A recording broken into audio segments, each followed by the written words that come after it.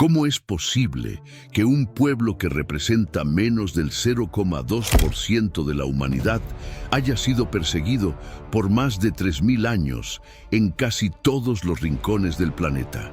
Desde las arenas del antiguo Egipto hasta las calles digitales del siglo XXI, los judíos han sido el blanco de uno de los odios más persistentes y misteriosos de la historia. ¿Es solo por sus creencias, por su éxito, o hay algo más profundo, casi irracional, que ha convertido a este pequeño grupo en el chivo expiatorio de imperios, religiones y revoluciones? La historia comienza en el Valle del Nilo, hace más de 3000 años, cuando los descendientes de Abraham se encontraron viviendo como esclavos bajo el yugo de los faraones egipcios. Según los relatos bíblicos y las evidencias arqueológicas, los hebreos fueron forzados a construir las ciudades de almacenamiento de Pitón y Ramsés, trabajando bajo el sol abrasador del desierto, mientras los capataces egipcios los azotaban sin piedad. Pero esta no fue simplemente una historia de esclavitud económica. Fue el primer ejemplo registrado de persecución sistemática basada en la diferencia religiosa y étnica. Los antiguos egipcios, adoradores de múltiples dioses, representados por animales sagrados y faraones divinos, veían con desconfianza a este pueblo que insistía en adorar a un solo Dios invisible. Los hebreos se negaban a participar en los rituales egipcios, mantenían sus propias tradiciones y, lo que era más provocativo para la mentalidad egipcia, afirmaban que su dios era superior a todos los dioses del panteón egipcio. Esta resistencia cultural y religiosa los convirtió en una amenaza para el orden establecido, y la respuesta fue la opresión sistemática. El Éxodo, ese dramático escape de Egipto liderado por Moisés alrededor del siglo XIII a.C., marcó no solo el nacimiento de la identidad judía, sino también el patrón que se repetiría a lo largo de la historia: la liberación de una opresión seguida por nuevas persecuciones en otras tierras. Los hebreos vagaron por el desierto durante 40 años, forjando una identidad única basada en la ley divina, la educación y la preservación de su cultura distintiva. Estas mismas características que les permitieron sobrevivir como pueblo también los convertirían en blancos permanentes de la hostilidad. Cuando los hebreos finalmente se establecieron en la tierra de Canaán y construyeron su reino, parecía que habían encontrado la paz. El templo de Salomón en Jerusalén se convirtió en el centro espiritual del pueblo judío, un lugar donde convergían las peregrinaciones y donde se preservaban los rollos sagrados de la Torá. Pero esta época dorada no duraría mucho. Los imperios circundantes, babilonios, asirios, persas, griegos y finalmente romanos, veían el monoteísmo judío como una amenaza a sus propios sistemas religiosos y políticos. La destrucción del primer templo por los babilonios en 586 a.C. y posteriormente del segundo templo por los romanos en 70 d.C. no fueron simplemente actos de guerra, fueron intentos deliberados de borrar la identidad judía de la faz de la tierra. Los romanos, en particular, prohibieron el estudio de la Torá, la circuncisión y la observancia del Shabbat, tratando de forzar la asimilación completa. Pero los judíos, dispersos por todo el imperio, llevaron consigo sus tradiciones, sus libros y su inquebrantable fe en un solo Dios, plantando las semillas de futuros conflictos en cada nueva tierra donde se establecieron. Con la llegada del cristianismo al poder en el Imperio Romano durante el siglo IV, el antisemitismo adquirió una nueva y terrible dimensión: la justificación teológica. Lo que había sido principalmente un conflicto cultural y político se transformó en una doctrina religiosa que pintaba a los judíos como los eternos enemigos de Dios. Los padres de la Iglesia, como Juan Crisóstomo, desarrollaron una retórica venenosa que presentaba a los judíos como asesinos de Cristo, y hijos del diablo, creando un marco ideológico que justificaría siglos de persecución. La acusación de deicidio, el asesinato de Dios, se convirtió en el pilar central del antisemitismo cristiano. Según esta doctrina, todos los judíos, presentes y futuros, eran colectivamente responsables de la crucifixión de Jesús. Esta culpa hereditaria, transmitida de generación en generación, los marcaba como un pueblo maldito que merecía sufrir hasta el fin de los tiempos.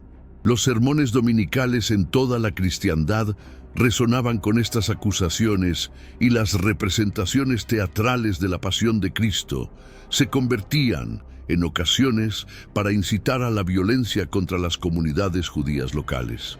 Imagínese la vida de Isaac ben Abraham, un judío ficticio, pero representativo del siglo V en Constantinopla.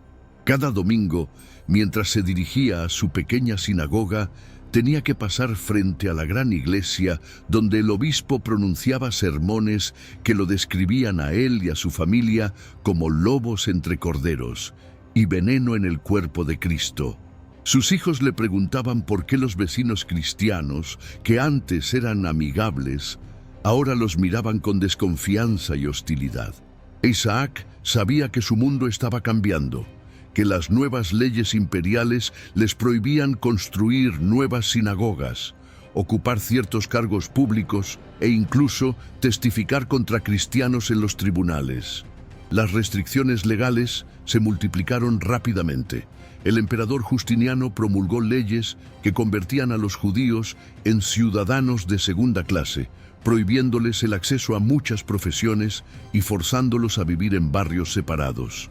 Estos primeros guetos no eran simplemente segregación urbana, eran laboratorios de opresión sistemática donde se experimentaba con nuevas formas de humillación y control.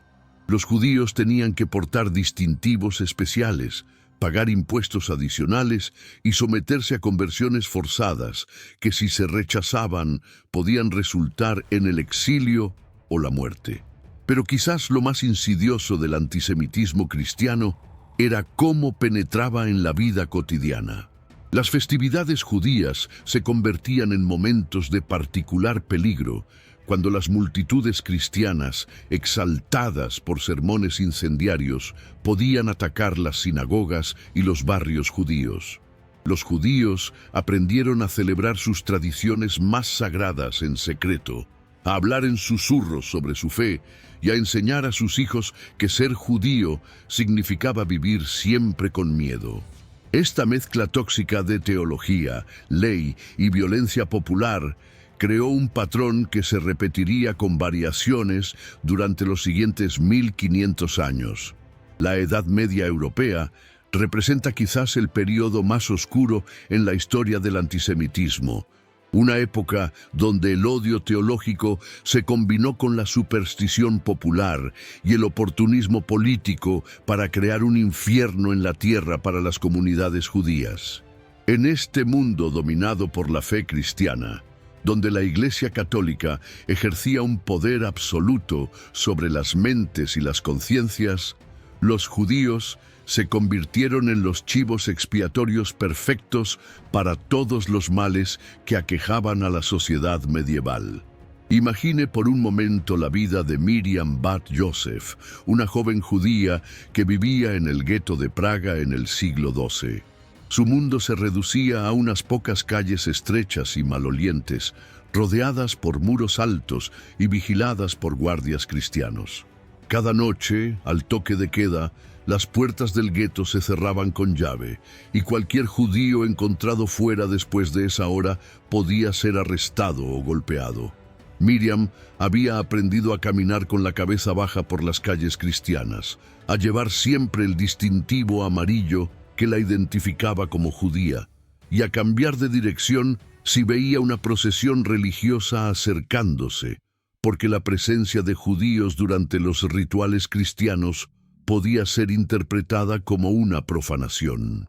La vida en el gueto era una mezcla extraña de riqueza cultural y pobreza material, Privados de la mayoría de las profesiones, los judíos se habían especializado en el comercio y por necesidad en el préstamo de dinero, una actividad prohibida a los cristianos por la Iglesia, pero esencial para la economía medieval.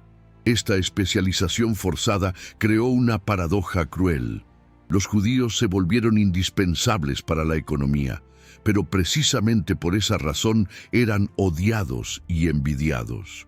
Los campesinos cristianos que necesitaban dinero para sus cosechas y los nobles que financiaban sus guerras dependían de los prestamistas judíos, pero al mismo tiempo los veían como explotadores y usureros. Las acusaciones de libelo de sangre representaron una nueva dimensión del horror antisemita. Comenzando en Norwich, Inglaterra, en 1144, se extendió por toda Europa la macabra fantasía de que los judíos secuestraban niños cristinos para usar su sangre en rituales religiosos. Estas acusaciones, completamente falsas y sin base alguna en la práctica judía, que de hecho prohíbe estrictamente el consumo de sangre, se convirtieron en el pretexto perfecto para pogromos y masacres.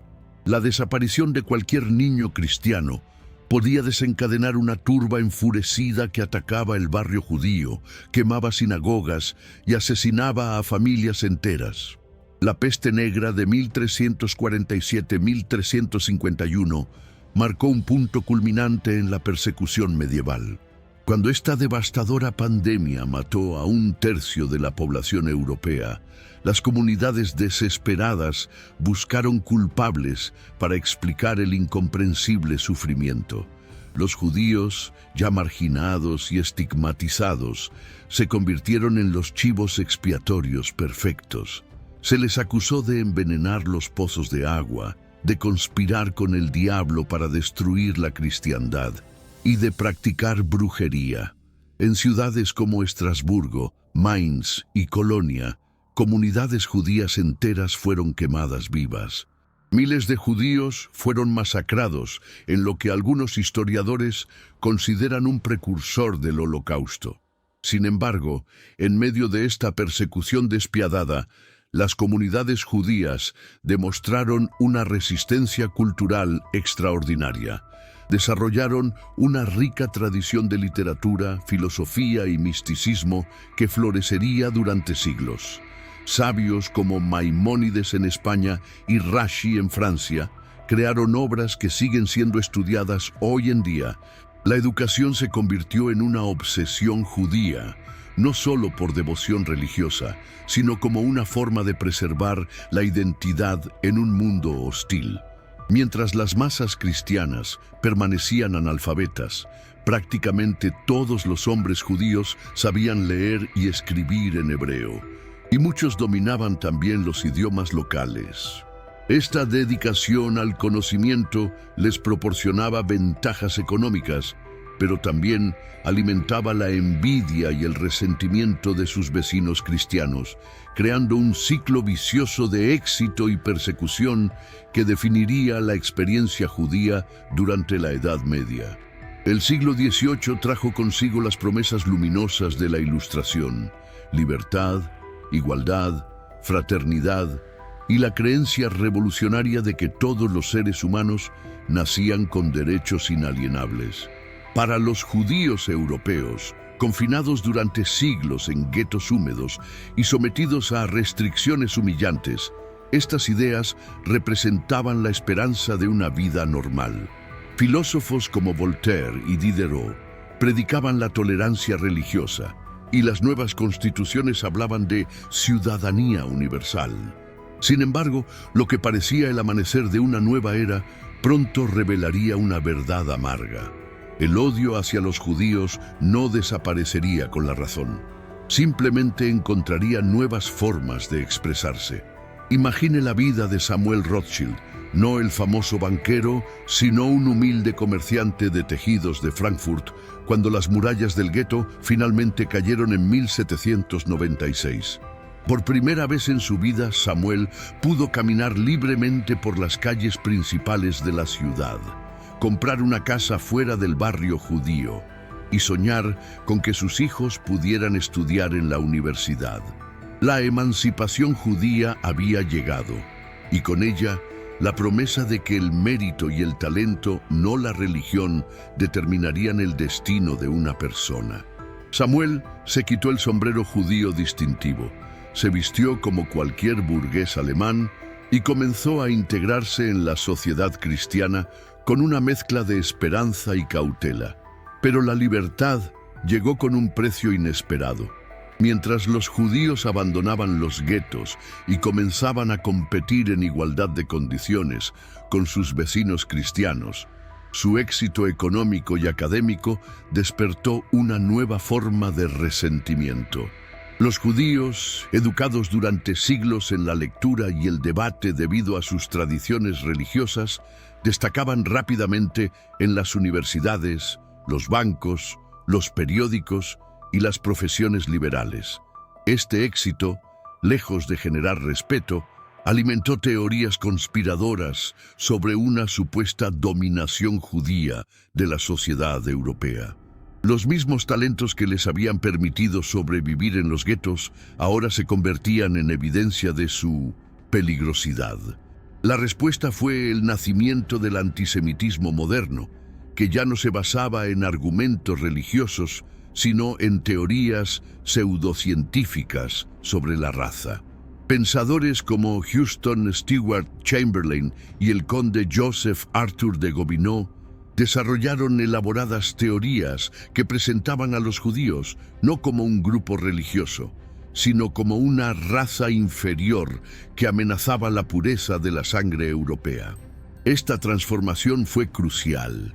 Mientras que un judío podía convertirse al cristianismo para escapar de la persecución religiosa, no podía cambiar su raza. El antisemitismo se volvió inescapable, codificado en las leyes de la herencia y justificado por la ciencia falsa de la época. El caso Dreyfus en Francia, 1894-1906, cristalizó esta nueva forma de odio y dividió a la sociedad francesa como ningún otro evento de la época. Alfred Dreyfus, un capitán judío del ejército francés, fue falsamente acusado de traición y condenado a cadena perpetua en la Isla del Diablo. Durante 12 años, Francia se desgarró entre los Dreyfusards, que creían en su inocencia, y los anti-Dreyfusards, que veían en él la confirmación de que los judíos eran inherentemente desleales a sus países de adopción. El caso reveló que incluso en la Francia republicana, cuna de los derechos humanos, el antisemitismo podía movilizar a las masas y corromper las instituciones más respetadas. Cuando finalmente se demostró la inocencia de Dreyfus, el daño ya estaba hecho. El antisemitismo moderno había demostrado su poder para dividir sociedades enteras y convertir ciudadanos en enemigos. El siglo XX comenzó con la promesa de progreso y modernidad, pero para los judíos europeos se convertiría en el siglo del horror absoluto. En las primeras décadas, mientras las capitales europeas brillaban con la electricidad y los automóviles comenzaban a llenar las calles, un veneno silencioso se extendía por las universidades, los cafés y los salones políticos. La idea de que los judíos eran responsables de todos los males de la modernidad. Los bolcheviques en Rusia, los capitalistas en Occidente, la decadencia moral, la crisis económica, todo podía explicarse, según los antisemitas, por una conspiración judía mundial. Esta paranoia alcanzó su expresión más letal en la Alemania de Adolf Hitler. Cuando los nazis llegaron al poder en 1933, encontraron una sociedad ya envenenada por décadas de propaganda antisemita. Los judíos alemanes, que se consideraban tan alemanes como cualquier otro ciudadano, se encontraron súbitamente convertidos en parias. Imagine la confusión y el terror de la doctora Sarah Goldstein, una pediatra judía de Berlín, cuando en 1935 las leyes de Nuremberg la despojaron de su ciudadanía alemana. Sarah había servido como enfermera en la Primera Guerra Mundial. Había salvado la vida de cientos de niños alemanes. Hablaba alemán mejor que muchos de sus vecinos arios y, sin embargo, de la noche a la mañana, se convirtió en una extranjera indeseable en su propia tierra natal. La escalada fue vertiginosa y sistemática. Primero vinieron las restricciones económicas. Los judíos fueron expulsados de las profesiones liberales, sus negocios fueron boicoteados y sus propiedades confiscadas. Luego llegó la humillación pública. Fueron obligados a portar estrellas amarillas, a caminar por las calles con carteles que anunciaban su vergüenza y a someterse a rituales de degradación diseñados para deshumanizarlos ante los ojos de sus vecinos. Los niños judíos fueron expulsados de las escuelas. Las sinagogas fueron quemadas en la Kristallnacht de 1938. Y las familias judías fueron hacinadas en guetos donde las condiciones de vida eran deliberadamente inhumanas. Pero todo esto era solo el preludio del horror final. La solución final, el plan nazi para exterminar a todos los judíos de Europa, representó la culminación lógica de 2000 años de antisemitismo. En los campos de exterminio de Auschwitz-Birkenau, Treblinka, Sobibor y otros, los nazis industrializaron el asesinato con una eficiencia que helaba la sangre. 6 millones de judíos, un tercio de la población judía mundial, fueron sistemáticamente asesinados. Entre ellos estaban bebés que nunca aprendieron a caminar, ancianos que habían sobrevivido a pogromos anteriores, intelectuales que habían contribuido al progreso de la humanidad, y familias enteras que fueron borradas de la existencia sin dejar rastro. Sin embargo, de las cenizas del Holocausto emergió algo inesperado: la determinación judía de que nunca más volvería a ocurrir semejante tragedia. El 14 de mayo de 1948, David Ben-Gurión leyó la Declaración de Independencia de Israel en Tel Aviv, estableciendo el primer Estado judío en 2000 años. Para los sobrevivientes del Holocausto, Israel representaba más que una patria. Era la garantía de que los judíos nunca más estarían completamente indefensos. La creación de Israel no solo cambió el mapa de Medio Oriente, transformó la psicología judía mundial, convirtiendo a un pueblo que había sido víctima durante milenios en protagonista de su propio destino. Pero esta victoria también trajo nuevos desafíos, ya que el antisemitismo encontró en el antisionismo una nueva máscara para disfrazar el odio ancestral. El siglo XXI debería haber sido la época dorada para los judíos del mundo. Después de siglos de persecución, finalmente habían logrado una aceptación generalizada en las sociedades occidentales. Los judíos ocupaban posiciones prominentes en la política, la ciencia, las artes y los negocios. El Holocausto había sido ampliamente reconocido como una de las mayores tragedias de la humanidad, y la educación sobre el antisemitismo se había convertido en parte del currículo escolar en muchos países. Sin embargo, lejos de desaparecer, el antisemitismo había evolucionado una vez más, adaptándose a los nuevos tiempos como un virus que muta para sobrevivir. El 27 de octubre de 2018, Robert Bowers entró en la sinagoga Tree of Life en Pittsburgh, Pensilvania, gritando «Todos los judíos deben morir», y abrió fuego contra los fieles que se habían reunido para el servicio sabático. 11 personas murieron ese día, en lo que se convirtió en el ataque antisemita más mortífero en la historia de Estados Unidos. Bowers había sido radicalizado por teorías conspiradoras online que culpaban a los judíos de promover la inmigración para reemplazar a la población blanca americana.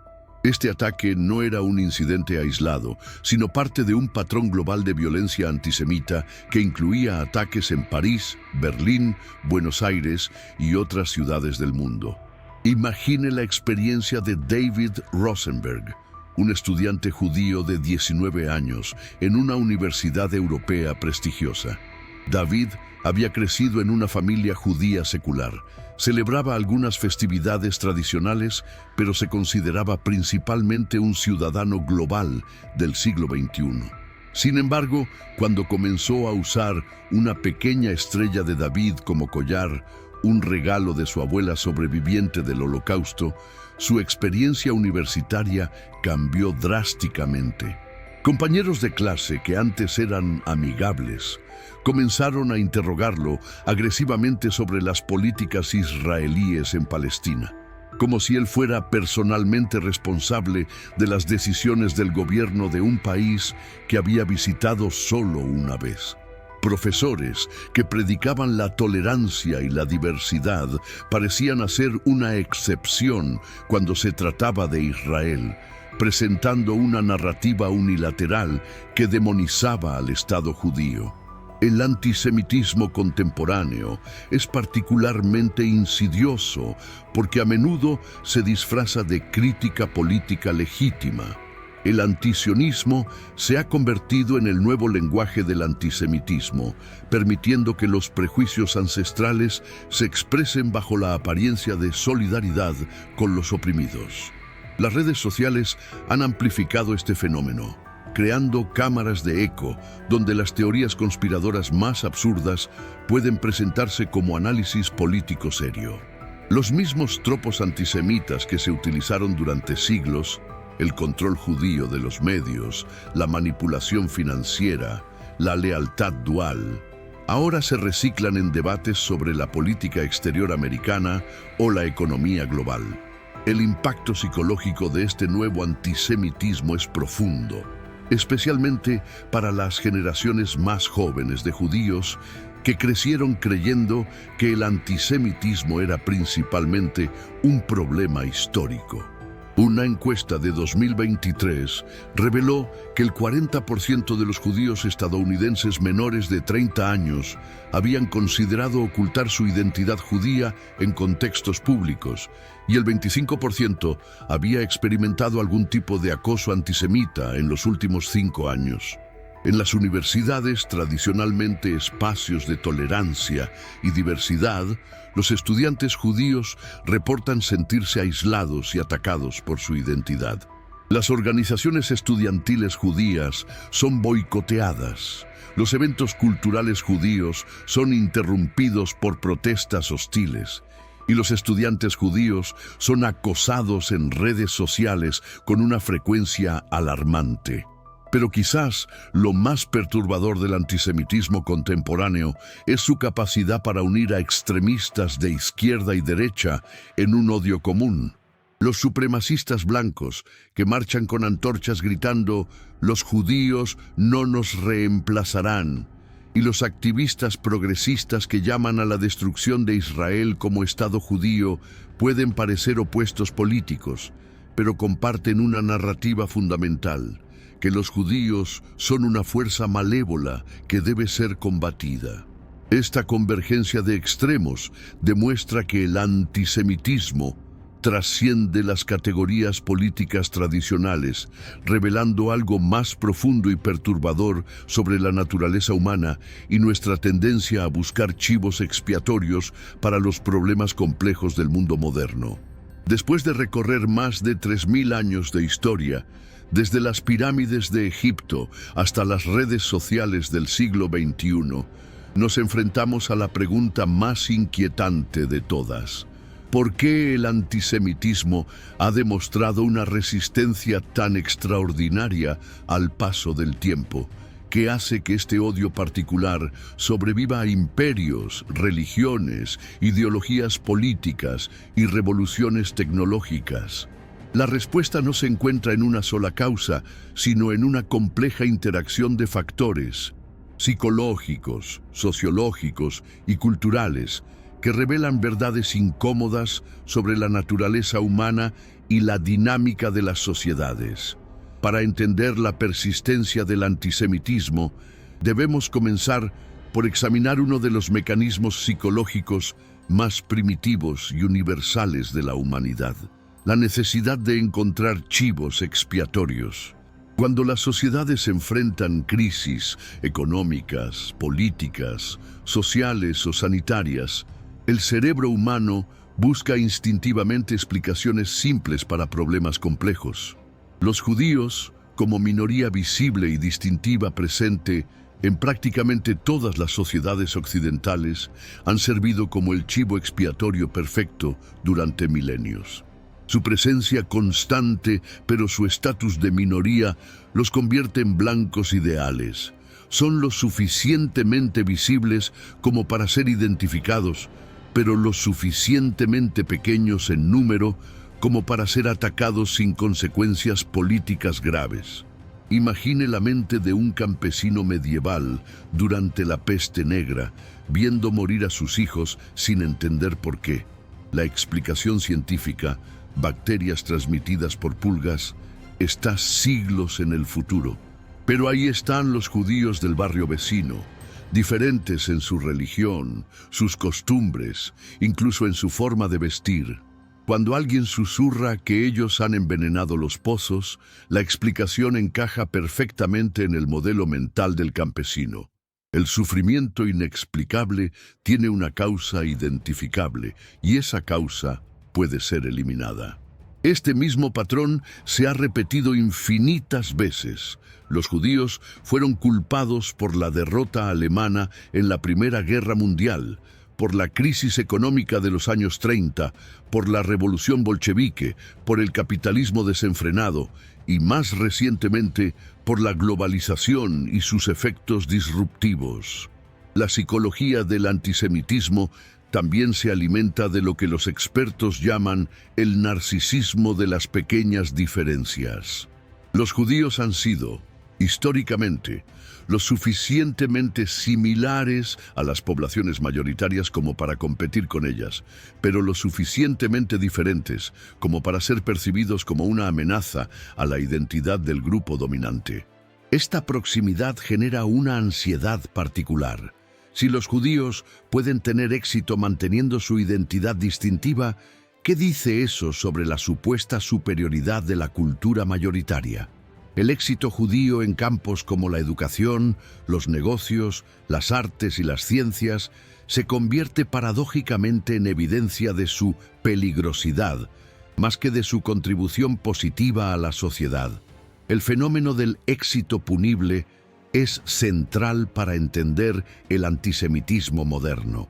A diferencia de otras formas de racismo que tienden a presentar a las víctimas como inferiores, el antisemitismo a menudo presenta a los judíos como demasiado exitosos, demasiado inteligentes, demasiado influyentes. Esta característica única hace que el antisemitismo sea particularmente resistente a las estrategias antirracistas convencionales. Mientras que otros grupos minoritarios pueden combatir los estereotipos negativos demostrando sus logros, los judíos se encuentran en la posición paradójica de que sus logros se utilizan como evidencia en su contra. Un judío exitoso no refuta el antisemitismo, lo confirma en la mente del antisemita. La transmisión cultural del antisemitismo opera a través de mecanismos extraordinariamente sofisticados. A diferencia de otros prejuicios que tienden a disminuir con la educación y el contacto intergrupal, el antisemitismo ha demostrado una capacidad única para adaptarse y evolucionar con cada generación. Los tropos antisemitas, el judío como usurero, como conspirador, como forastero perpetuo, se han transmitido durante siglos a través de la literatura, el arte, el folclore y ahora las redes sociales. Cada generación reinterpreta estos tropos según el contexto de su época. El judío medieval que envenenaba pozos se convierte en el judío moderno que controla los medios. El judío que mataba niños cristianos se transforma en el judío que mata niños palestinos. La persistencia del antisemitismo también se debe a su extraordinaria versatilidad ideológica. A diferencia de otros prejuicios que tienden a estar asociados con sectores específicos del espectro político, el antisemitismo ha demostrado una capacidad camaleónica para adaptarse a cualquier ideología. Los conservadores pueden culpar a los judíos por promover ideas progresistas que erosionan los valores tradicionales. Los progresistas pueden culparlos por representar el capitalismo y el imperialismo occidental. Los nacionalistas los ven como cosmopolitas sin lealtad nacional. Los internacionalistas los consideran particularistas que priorizan los intereses judíos sobre los universales. Esta versatilidad hace que el antisemitismo sea prácticamente inmune a los cambios políticos. Siempre encuentra una nueva forma de expresarse. El papel de la envidia en el antisemitismo es particularmente complejo y merece un análisis detallado. Los judíos, como grupo, han mostrado una notable capacidad de recuperación y adaptación a lo largo de la historia. Después de cada persecución, después de cada expulsión, después de cada intento de destrucción, han logrado reconstruir sus vidas y, a menudo, prosperar. Esta resistencia extraordinaria genera una mezcla tóxica de admiración y resentimiento en otros grupos. La pregunta ¿por qué ellos pueden hacerlo y nosotros no? Se transforma fácilmente en ¿debe haber algo turbio en su éxito? La capacidad judía para mantener su identidad cultural mientras se adapta a diferentes sociedades se interpreta como evidencia de duplicidad o conspiración, cuando en realidad representa una de las estrategias de supervivencia más exitosas en la historia humana.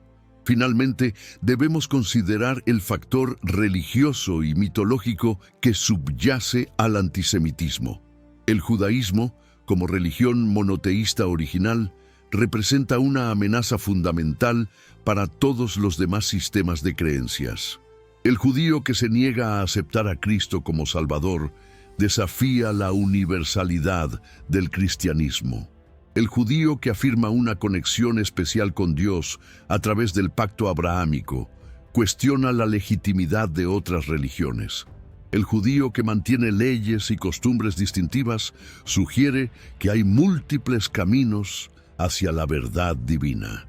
Esta amenaza teológica se ha secularizado en los tiempos modernos, pero persiste en forma de ansiedad sobre la legitimidad de las narrativas nacionales y culturales dominantes. La comprensión de estos mecanismos psicológicos y sociológicos no es meramente académica. Es esencial para desarrollar estrategias efectivas de combate contra el antisemitismo.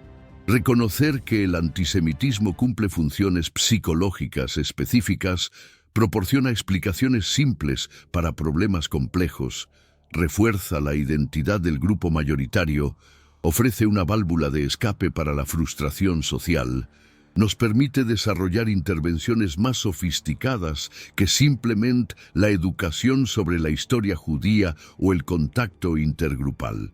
La lucha contra el antisemitismo requiere una comprensión profunda de por qué los seres humanos necesitan chivos expiatorios y cómo podemos canalizar esas necesidades hacia direcciones más constructivas.